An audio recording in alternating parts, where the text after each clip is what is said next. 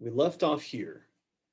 So the basic idea, once we get beyond a certain level of strength, power, endurance, there's not really a lot of use of improving it forward. And that's the idea because it costs us time. Now, basic is an underestimation. Instead of more or less, think of it along the lines of advanced. So once we get to an advanced level of any of these, let's focus on things that are going to be a little bit more important given the sporting endeavor we're talking about. So with sports and our ability to perform, the actual relationship of our physical values. So if you think about, this is just the ability. So going from low to high. Okay. And then this is going to be some other metric we're looking at here. So this could be effectively strength. This could be power, and I am definitely left-handed. Or this could be endurance. We're going to find a relationship that effectively looks something like this. Okay. Now, sometimes it's going to be stretched out a little bit more in either direction. But one thing it's not going to ever effectively look like is just going to be a straight line going up forever. Okay. Now, why do we care about this? Well, we care about this because they are correct in the text. When you only have so much time each day to train your athletes, you only have so much time that you can devote in the weight room, on the field, etc. So we have to think about what is going to be the best use of our time for our given athletes. So if we're incredibly weak, if we increase strength, we're going to have some rapid improvements in performance. But at a certain point, we're going to be strong enough to play our sport. We're not going to be limited by this. Same thing. We're either going to be so slow. So think about power, speed, it doesn't matter until we hit this midline band where now, okay, now we're making a big difference. But then eventually we're so fast that the limitation is not how fast you are, it's what you can do with said speed. And same thing can be said of endurance. So the idea of you want to figure out where in the spectrum your athlete tends to be. And then from there, we're going to program accordingly. So does that make sense with the sigmoidal relationship to performance and then how we're going to prioritize different aspects of fitness?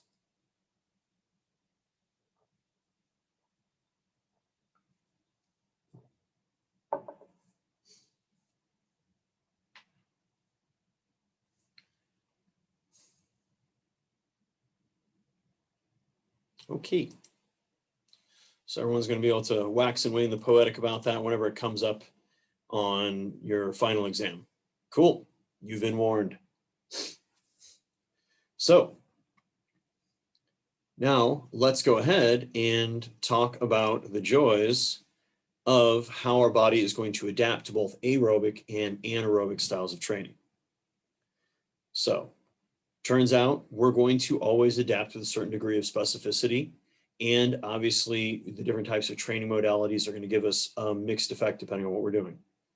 So as we go and do greater and greater amounts of cardiovascular training, we're going to improve the entire system. Okay, our maximal capacity, that VO2 max, is going to be going up. We're going to be able to perform better at lower intensities. So for the exact same intensity, meaning speed or otherwise, our heart rate is eventually actually going to be lower because we don't have to effectively work as hard cardiovascularly to maintain that work output, because now we can do a higher output, and we're probably going to become more efficient with our movement and so on. So we can see over here from pre to post training in these examples of where we've got a VO2 max usually about 45, and now we're getting close to 60. So yes, you're going to be far more capable aerobically from there. Now, our heart size is going to increase, specifically the left ventricle and the volume inside of it that it can pump, along with your right ventricle. The myocardium, the muscle fiber, is going to increase a little bit, but not that much. Your stroke volume is going to increase both at rest and maximal exercise. Your maximal heart rate is going to possibly go down a little bit, most likely won't be affected. but your resting heart rate is definitely going to go down as you get to be in better condition. And then your steady state heart rates are going to be lower at the same given work amount. Now, cardiac output, we're going to be pumping more blood per beat, and we can still pretty much do the exact same number of beats per minute. So overall, our cardiac output is going to be higher during exercise, and specifically as in maximal exercise, can be able to go much higher. For a submax, it's going to stay about the same, but that's because the stroke volume is higher and the heart rate is lower, hence why we see that phenomenon.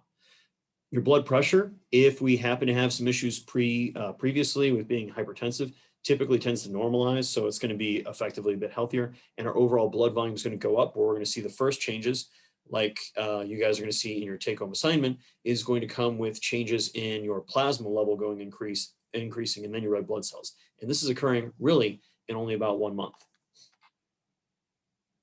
Now, our body, remember, is going to be transporting oxygen around it when it's bound up to hemoglobin, and when we're able to see how much is taken up, that's going to give us what's known as our AVO2 difference. We multiply that by our cardiac output, aka the stroke volume, also multiplied by the heart rate. We are going to get the total amount of oxygen that we are actually able to deliver around an area. So we're doing a better job because we've got a greater stroke volume, and we're doing a better job of extracting that oxygen in those capillaries than we had beforehand. So remember again, our heart is going to slightly increase in size, specifically the volume, okay, of the chambers. And we're going to see that in general, our overall effect is going to increase our stroke volume, because now, once again, we have a larger heart. And because we have a higher amount of plasma volume, we're going to have a greater amount of end diastolic volume, which increase left ventricular volume. So now we're going to be able to pump more per beat because we're doing a better job of filling it. So left ventricular interdiameter, medium wall thickness, and left ventricular mass. So notice all of these are actually in comparisons to sedentary individuals. So runners obviously are going to have a much greater heart, essentially positive changes compared to strength athletes, and cyclists in this example are going to be greater than both of them. The reason for it is cyclists are doing a movement that is relative to, essentially not relative to their own body weight, whereas running is. So running, because it's very much so an efficiency game, you're not going to get as great of a heart change as you would if you were doing all of these adaptations more along the lines of something like cycling, where we just have to have that higher output and we don't have to worry about the wonderful effects of bouncing, much less having the full effect of gravity upon us. In fact, stroke volume is going to be higher in swimmers, the more you know. Now, stroke volume, remember guys, is going to be higher across the board. Rest, submax, and maximal exercise. So we've got an example here of going from low intensity to high intensity, and you see how that stroke volume is always going to be higher, and especially higher once we get near the end. Now, this is because part of it is we have an increased amount of plasma volume and red blood cell volume, so just overall blood volume, which increases that end diastolic volume, which increases the preload, meaning we're going to do a better job of fully filling the heart.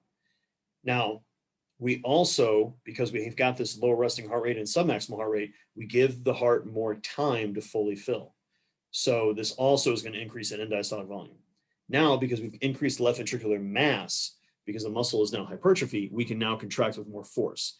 And because we've got changes in our total peripheral resistance, we are going to have less that the heart has to pump against on the other side.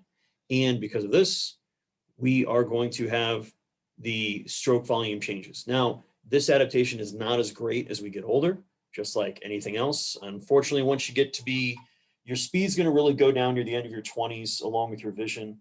Your max power, about the same thing. Strength and aerobic performance, it's usually looking at your 40s. That's usually when people are going to start to descend. And obviously, it's based upon how hard you're training and otherwise, which we'll get into later on in the class. You can hold on for a really long period of time, but it requires effort. And not everybody's down for that. So resting heart rate is going to be going down as we get to be in better and better shape. In fact, we might see literally a decrease in 1 beat per minute each week. Part of this is also due to autonomic changes, in that we're going to have greater parasympathetic tone and lower sympathetic nervous system activity, which overall puts us in a lower stress state, allows the body to effectively work a little bit easier at rest. Now, submaximal heart rate, remember, is going to be lower, and this is going to be a much bigger thing as we get up to be in higher and higher intensities, because our body at a given work output is going to be that much better at it. And then maximal heart rate really isn't going to change too much. It might go down a little bit, and that's definitely going to be more of a thing that declines typically with age, and it's more of that 207 minus 0.07 than doing the 220 minus your age, but we're just trying to make things easier for when you're trying to effectively figure out numerical values for these things. So this interaction with our heart rate and our stroke volume, like anything else, our body is just trying to get whatever levels it can to match what your demands are. So your heart rate and your stroke volume, well, when your stroke volume is naturally going to be higher because these advantageous changes, you're not going to have your heartbeat as many times per minute. However, obviously you can now train at a much higher intensity and go at a faster speed. So in turn, when we get there, that's when we're going to see the heart rate compensating to get up to where it needs to be. So what we also have, guys, is a faster heart recovery, meaning when you're done exercising, your heart rate is going to drop far more quickly because your body is going to be able to come faster down to rest because it's able to recover that much faster. So remember we talked about before is that's a decent way to think about setting up your programming so that you're going to be able to set up the recovery between bouts based upon everybody's heart rates as opposed to having everyone do the exact same thing. And overall, your cardiac output in general is going to go up, especially when we talk about at max, but effectively it's not going to really change much at all at rest or submaximal.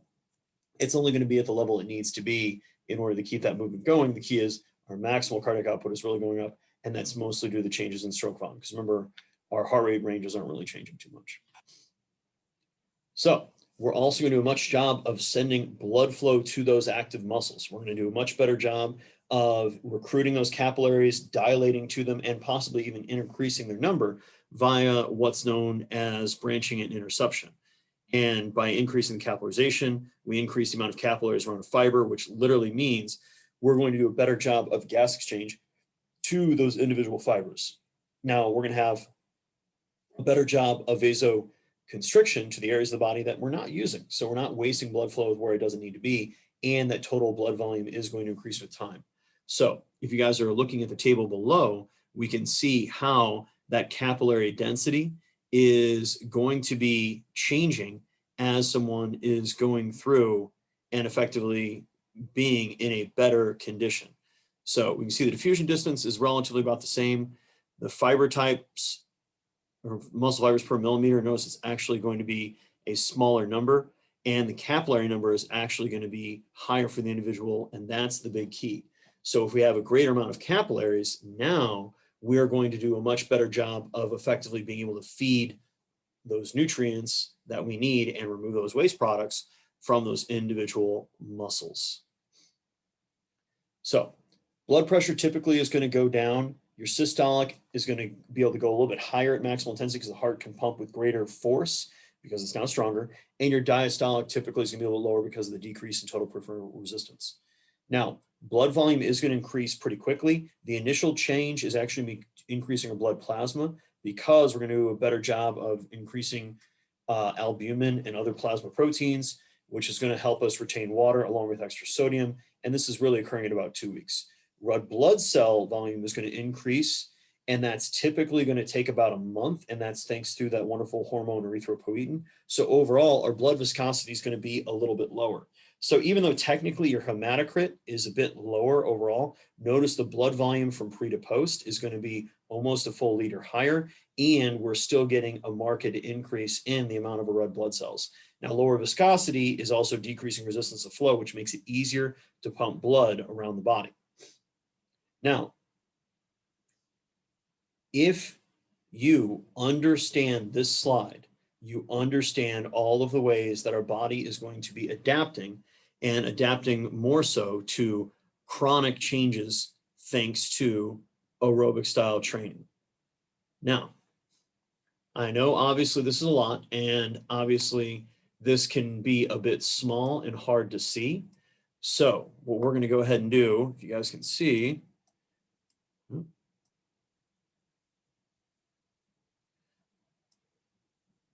we're going to have you guys divide into 3 groups. And you guys are going to be in charge of breaking down effectively how each of these parts of the heart change, or parts of the cardiovascular system change.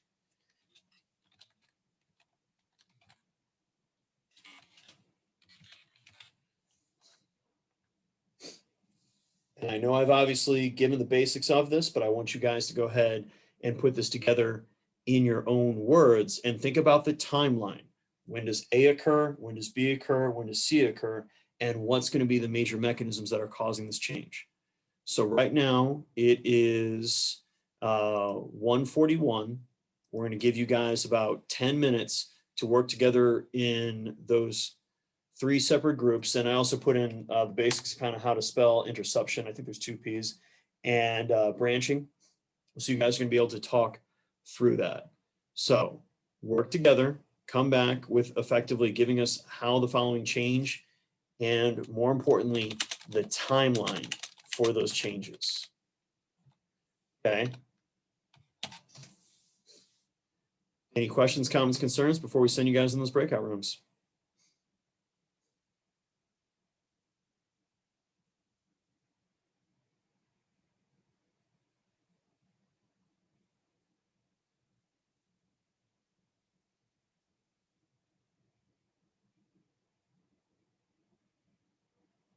All right.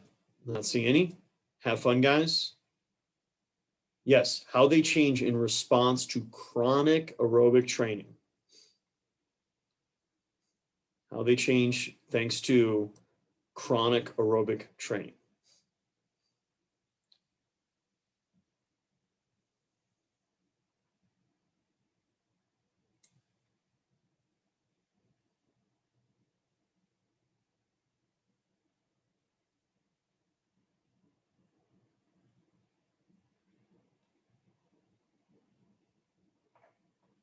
If you guys are having trouble joining those breakout rooms, let me know.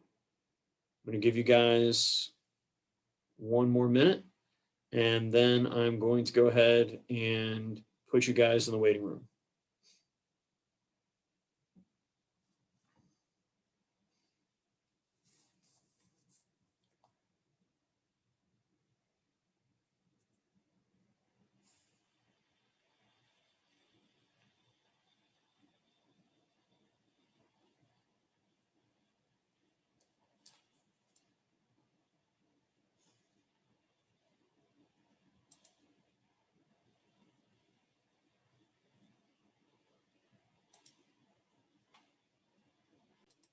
Whenever you're ready, go ahead and put into the chat what you guys did. Okay.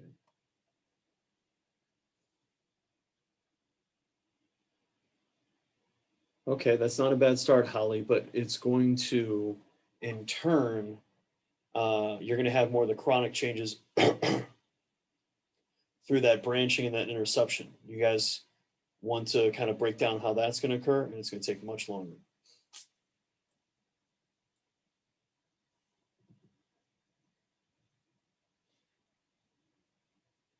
Okay, myoglobin is inside the muscle, Megan. That's not inside of the bloodstream. That's going to be the hemoglobin levels increase because of increased amount of red blood cells, but your hematocrit overall could be a little lower. Okay, and we're not worrying about the blood lipid levels. We're just focusing on the performance effects.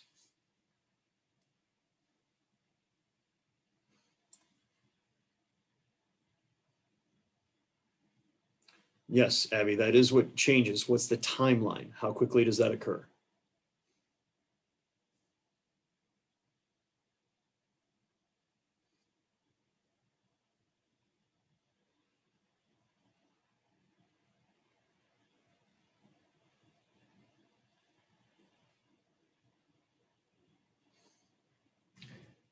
How quickly does that occur?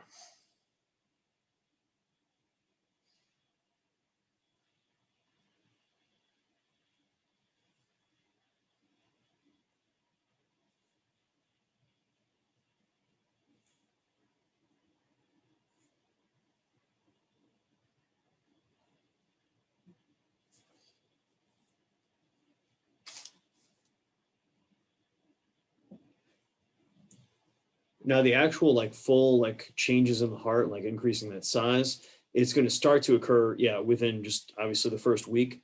But those chronic effects, now we're talking about changes that are going to take months, quite possibly into the whole year. Because think about where you guys see that VO2 max really start to peak out after only about a year, or about 6 months to a year and a half. So that's giving you more of that timeline. And that's with a pretty solid amount of training volume behind it, really trying to push it upwards.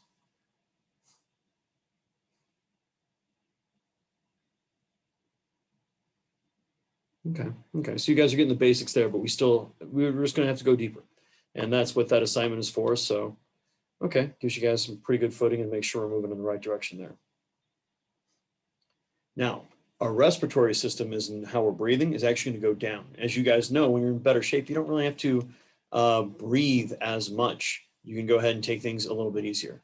As far as our maximal intensity, we're actually going to be able to breathe a little bit harder, because it turns out we're going to be in better condition. We don't have to take, we can take in bigger breaths and do it at a higher rate, because also our respiratory muscles are in better shape. Now, we don't really find it different in the diffusion. And if anything, it might be a little bit better at maximal, because remember, at low intensities, we don't have a good perfusion of blood around all of the different thirds of the lung, thanks to the effects of gravity and the low outputs at lower intensities. So you're actually going to do a better job of making that larger AVO2 difference, because our active muscles are going to do a much better job of pulling out the oxygen it needs. So, and because we've got better capillaries going in the area, we're going to have a lower V side of it, even though the arterial is still going to be saturated about the same level. Now, when it comes to fiber type, obviously with a lot of aerobic training, we're looking at a selective change more into type 1. So our hybrid 2X, 2A are going to look more like 2A, our 2A/type 1 are going to go more to type 1, and then our straightforward fibers, well, they're going to get more of those aerobic capacities, and our type 1 fibers are going to actually increase in size and number. Now, mind you, they don't really increase that vastly in size and number. Just simply look at your average long distance runner. They are not that massive. Now, they might have decent muscle tone in the lower extremities, but they by no means have that large of muscles, because it's not necessary. Now, remember, we are going to improve those capillaries around those fibers. And this is one of those big factors that's going to allow us to have a higher VO2 max, because we're literally going to do a better job of taking up the oxygen in that area. And the myoglobin, which, remember, guys, is inside of the muscle, that is going to be the wonderful oxygen carrying capacity, or oxygen carrying protein that's going to take it effectively from the bloodstream to the mitochondria and drop it off. So when we increase that, we're going to do a much better job again of using aerobic metabolism. Now, our mitochondria in general are going to increase in size and number. And this is going to obviously be depending on effectively how hard we're training. And if we have a greater amount of them in greater size, we're going to be much better at aerobic metabolism. Now, when it comes to looking at the enzymes related to oxidative energy systems, so in the citric acid cycle, we've got both succinate dehydrogenase, that's SDH, and we're going to have citrate synthase, that's going to be listed as CS. We're going to find that those levels in turn are going to increase with training. As you suspect, because we're doing a better job of utilizing aerobic metabolism. Now notice this is aerobic metabolism, so this allows us to use both fats as a fuel and carbohydrates as a fuel. And if we have a better ability to use fats as a fuel, we're not going to have to rely on as many carbohydrates. If we don't, have to rely on as many carbohydrates, we're going to be able to spare our glycogen. If we can spare our glycogen, we're going to be able to keep up our exercise performance for even longer. So the change in activity, you see how it's going faster. It's not really going faster. The key is you've got more of those enzymes, which in turn is going to allow that enzymatic step to obviously occur more rapidly, because you literally have more enzymes catalyzing it. Now, what we find that's interesting is when it comes to training, high intensity interval training might actually be a pretty good way to get a lot of your benefits you get from aerobic style training without having to spend as much time. And so the mitochondrial enzyme cytochrome oxidase, also known as COX, it is going to in turn be activated about the same from doing high intensity interval training as you get from long-term endurance training, which in turn is going to allow for that increased number and size of mitochondria.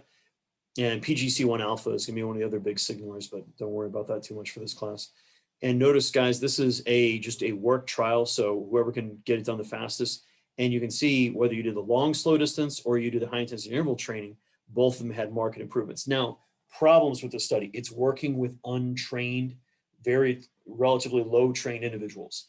When we're really talking about athletes, now we got to spend some quality time doing long distance development because we're getting slightly different effects, not just on the mitochondria, but now we're talking about changes in the stroke volume, changes on the cardiovascular system.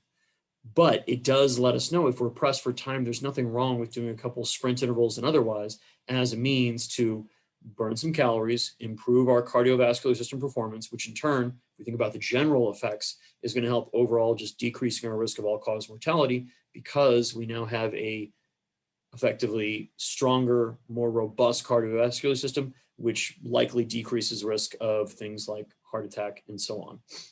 Now, our lactate threshold is going to slowly go upwards, and part of it is due to a lower lactate production, but the other big component is the change in the lactate clearance.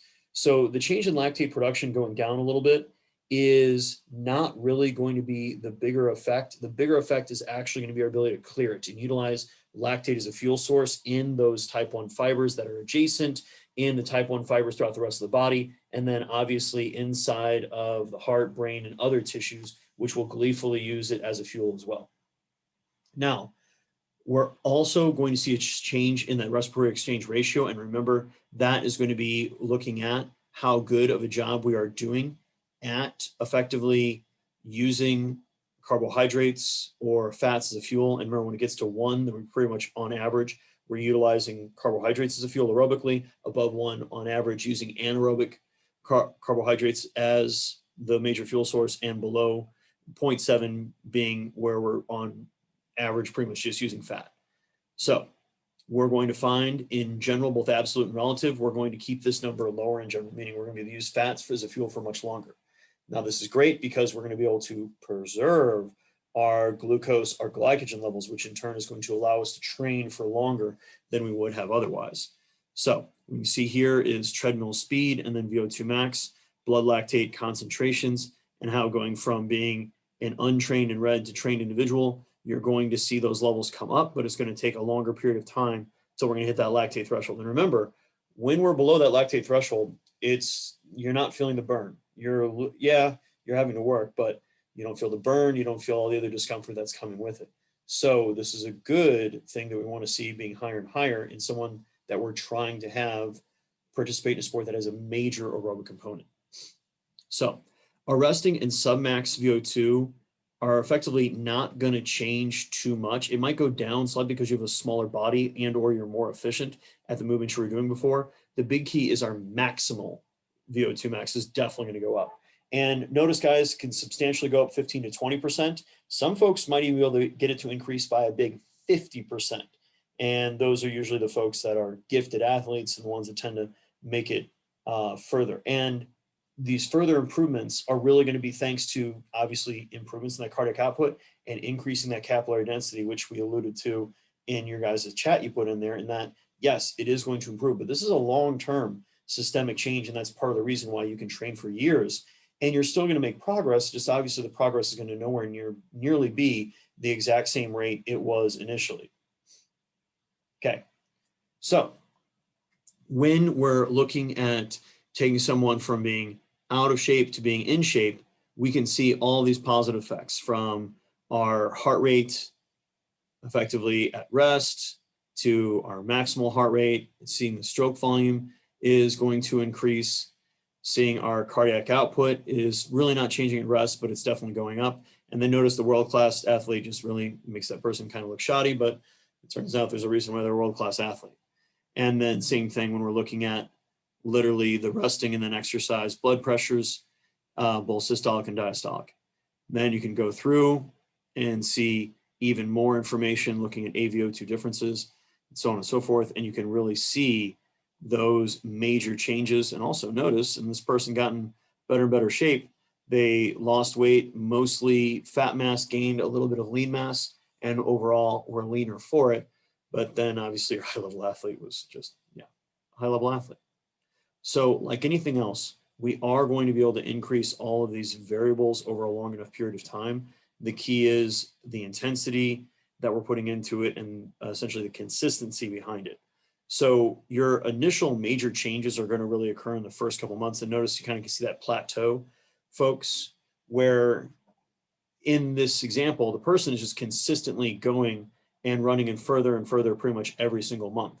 But compared to their baseline, their biggest changes were literally from month 0 to 1 and then 1 to 2, and then relatively substantially small from there on out.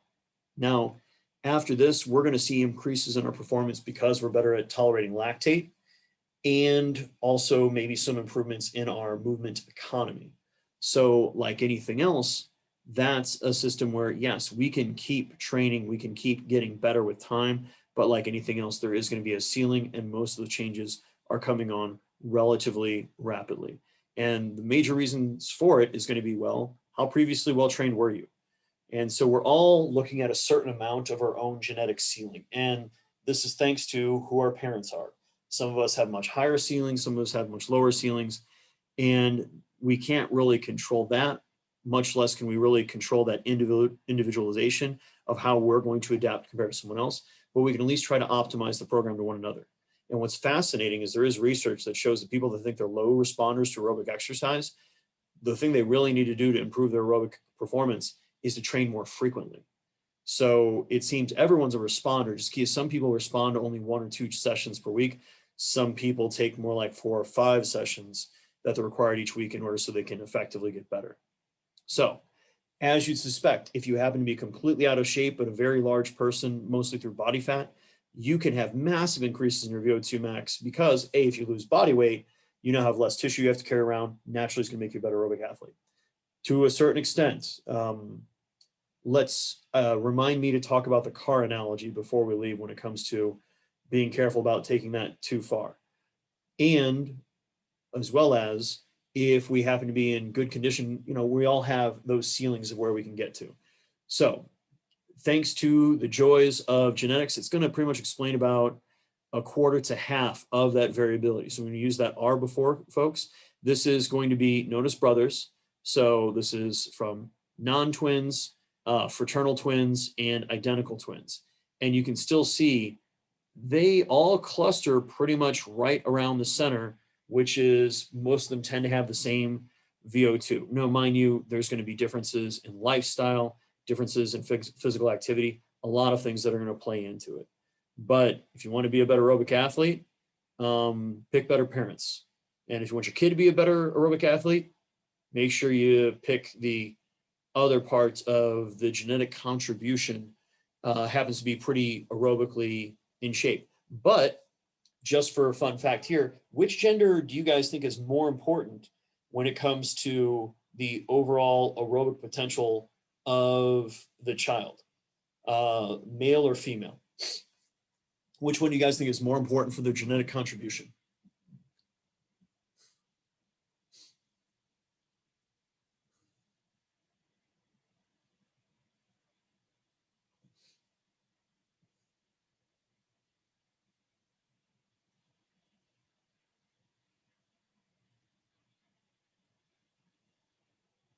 All right, so we have 2 votes out of 15 students in the class. And we'll make that 4. There we go. Now we're starting to make it look like it's a normal election in the US, which less than 50%. Okay, now why do you guys say overall that it would be females? Because you guys are correct, but why would it be that the female contribution of genetics is more important than the male contribution of genetics when it comes to VO2 max?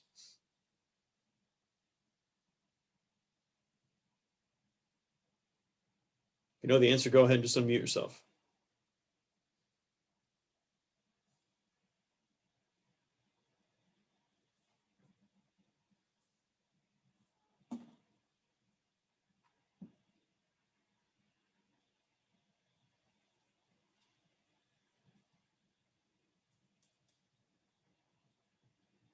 Evan or Abby, you guys were the first ones up there, so why did you decide to pick that, other than it was a coin flip?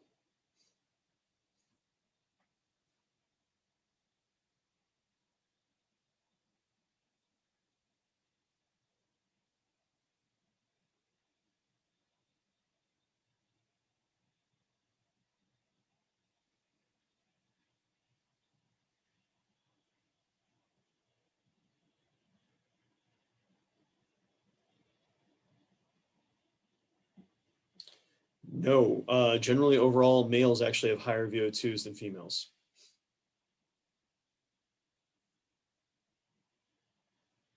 I appreciate it, Courtney.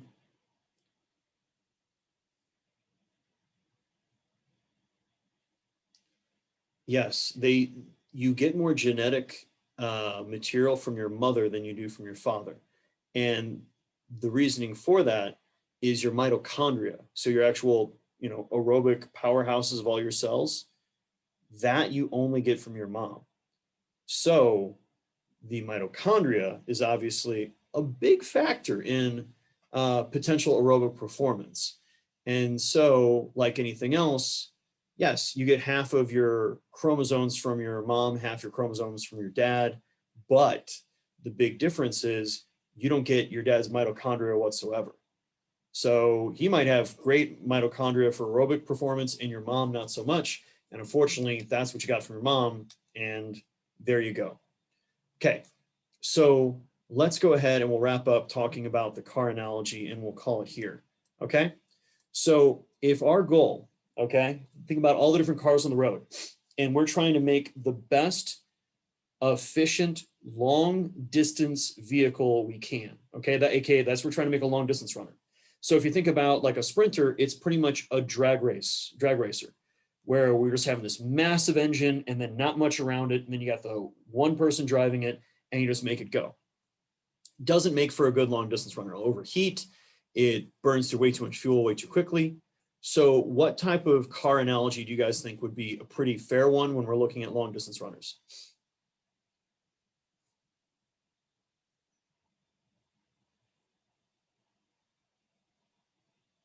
You guys can unmute yourself as well, because I am tired of talking to myself today.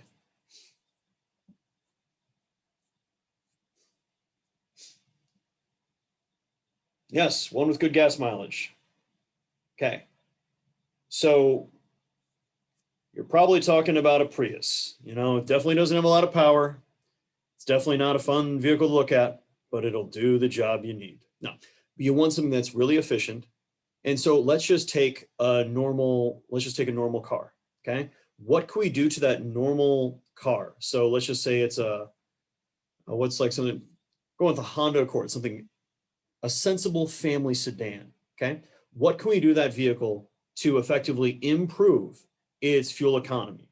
So we'd be able to make it effectively better at running distance or driving long distances. What can we do to that car? Decrease the weight. Absolutely. Absolutely. So what all can we take out of that Honda Accord that we can still use the Accord, but it's not necessarily, we can remove it and it'll still be able to work. Yeah, everything except for the driver's seat. Potentially decrease the engine weight. We could probably just remove a lot of the interior pieces of the body. We can effectively remove the side view mirrors. We can remove the rear view mirror. We can remove the AC unit. We can really just bring it down to where it's like it's efficient as it can be. And that's really what you're talking about with the body of a long distance runner, in that we're trying to be as efficient as we can be, but then at certain points we can't decrease the side, we can't remove parts of the chassis. We can't just remove a wheel because you need those to go. And that's, now we're talking about issues with a lack of energy intake and things that we've alluded to in lab when we use the spaceship analogy. Now, your average American, is their body really a Honda Accord? What is it like instead?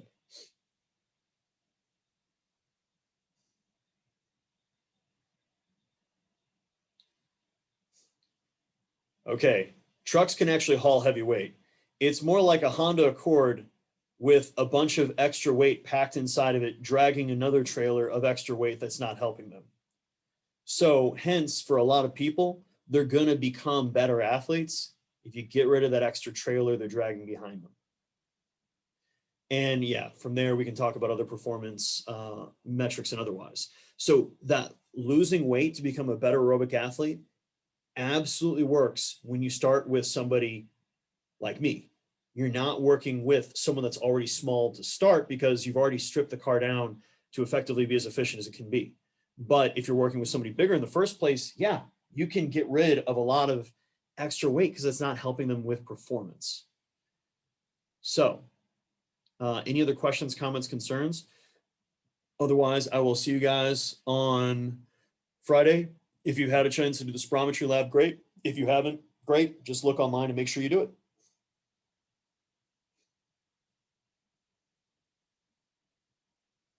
And once again, I sit here in silence.